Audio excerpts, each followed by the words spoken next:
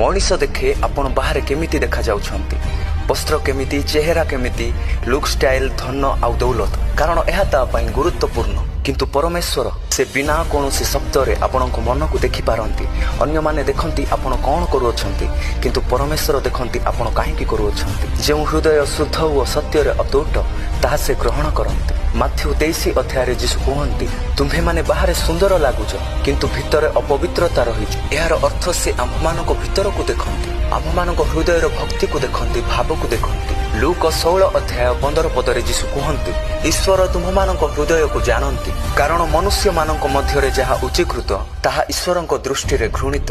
प्रथम सामुएल 16 अध्याय 7 पद मध्य कुहे, मनुष्य बाह्य देखि निर्णय करे किंतु परमेश्वर हृदय को देखंती। जहाकु दुनिया अवहेला करे प्रभु सही हृदय को चयन करंती। तेणु आम्भे माने आम प्रकृत हृदय को रखिबा परिशुद्ध, कारण मनुष्य देखे रूप किंतु परमेश्वर देखंती आम भक्ति आउ भाव। जय येशू।